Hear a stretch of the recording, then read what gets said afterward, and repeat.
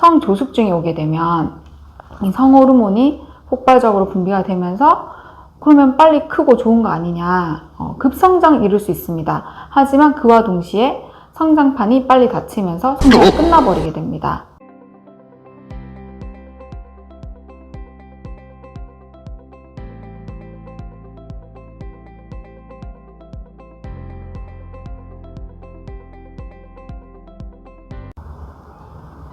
안녕하세요.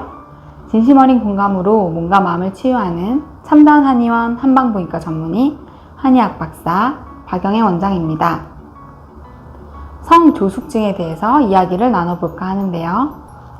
성조숙증은 보통 여자아이에 더 많이 나타난다고 하고, 기준은 여아는 8세 이전에, 남아는 9세 이전에, 여아의 경우 유방에 멍울이 잡히거나 음모가 나타나거나 하는 경우, 남아의 경우 고환이 4ml 이상 커지거나 음모가 나거나 하는 경우에 성조숙증으로 진단을 합니다. 이 성조숙증이 의심되는 경우에 병원에 가보면 MRI를 찍자거나 여러 가지 호르몬 검사를 한다든지 하는 검사를 하는데요. 그 이유는 일단 여자아이 같은 경우는 80%가 특별한 질환이 없이 나타나고, 남자아이는 50%가 특별한 질환이 없이 이 성조숙증이 나타나는데, 그렇다면 질환이 있을 수도 있기 때문에 그런 질환을 배제하기 위해서 검사를 한다고 생각하시면 됩니다. 어떤 질환이 있을 수 있냐면, 우리가 성호르몬이 나오려면 이 뇌 안에 시상하부, 뇌하수체 이런 쪽에 대뇌에 어떤 문제가 생겨서, 아니면 고환이나 난소 같은데 종양이 생겨서 이런 성조숙증이 나타나는 경우도 있어요.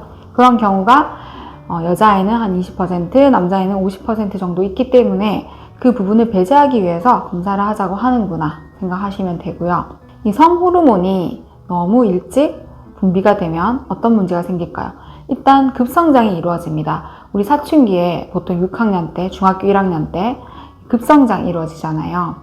이 원인이 먼저 성호르몬 분비가 폭발적으로 이루어지고 나서 또 급성장도 있고, 유방이 발달하고 고환이 커지고 또 음모도 나고, 이런 어떤 순서를 가지고 발달을 하게 되는데, 성조숙증이 오게 되면 이 성호르몬이 폭발적으로 분비가 되면서 그러면 빨리 크고 좋은 거 아니냐, 급성장 이룰 수 있습니다. 하지만 그와 동시에 성장판이 빨리 닫히면서 성장이 끝나버리게 됩니다.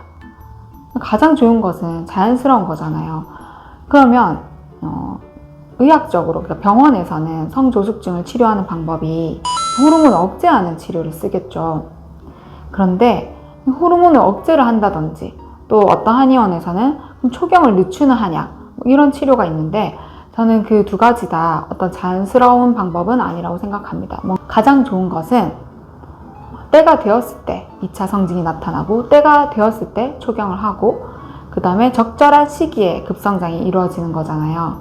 보통 이 성조숙증의 원인이 인스턴트, 패스트푸드, 살이 찌는 기름진 음식, 설탕이나 밀가루가 많이 들어간 음식, 이런 음식을 과다 섭취해서 성조숙증 오는 경우가 굉장히 많기 때문에 이런 식습관을 먼저 교정해 줄 것을 당부를 드립니다. 그리고 8세, 9세가 되기 이전에라도, 이 학령기 이전, 그러니까 어린이집, 유치원 다닐 때 그런 음식을 많이 안 주는 게 좋겠죠.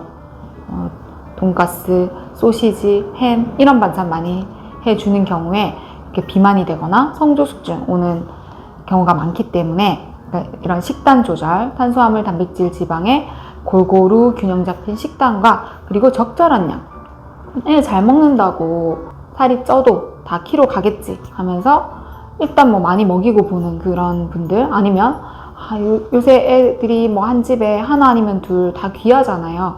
잘 먹으니까 예뻐서 달라는 대로 다 주는 경우, 이런 것들이 이제 결국은 비만의 원인도 되고 성조숙증의 원인도 됩니다.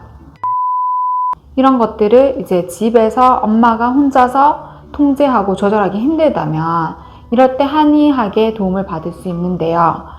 비만이나 성조숙증 때문에 한의원에 내원했을 때 소화비만을 치료하는 방법은 성인과는 조금은 다릅니다.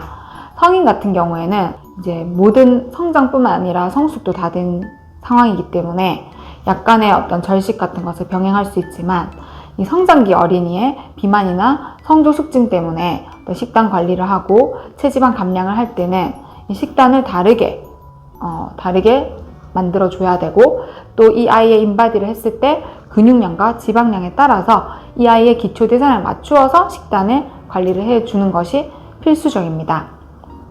그리고 이 어린아이한테 우리 다이어트 한약에 들어가는 마음을 주는 건 괜찮을까 라는 생각을 하실 수 있는데요. 저희 한의원에 내원하는 이 어린이 비만 환자들은 거의 100%에 가깝게 태음인 환자들이었어요. 마황이 태음인의 약물이거든요.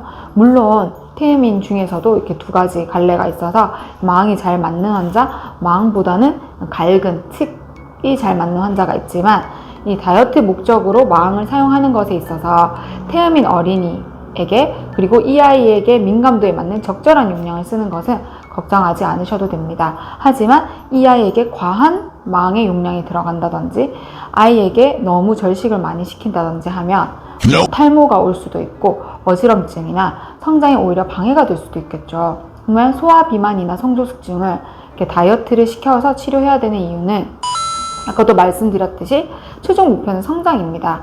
성장이 원활하게 이루어지기 위해서는 너무 2차 성징이 빨리 나타나고 초경을 빨리 해서 성장이 빨리 끝나서도 좋지 않고, 또 체지방이 너무 많아서 이 성장 호르몬을 분비를 방해하는 것도 좋지 않기 때문에 어린이도 다이어트를 실시를 하는데, 보통은 초등학교 미만은 이 다이어트 한약 먹이는 게 이제 쉬운 일은 아니고 식단 관리도 어렵고요. 초등학생 이상부터는 이 다이어트를 진행하고 있습니다. 엄마의 관심과 이 식단을 짜주고 관리하는 것이 굉장히 중요하고, 아이 또한 내가 왜 이 비만을 교정해야 되는지, 나중에 또 당뇨가 올 수도 있고요. 소아 당뇨도 요즘 굉장히 많거든요.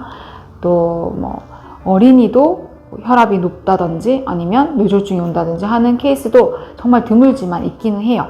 그래서 어떤 이유 때문에 내가 이렇게 식단을 조절해야 되고 다이어트 한약을 먹어야 되는지 이 아이도 인식이 잘 되어 있어야 제대로 진행이 됩니다.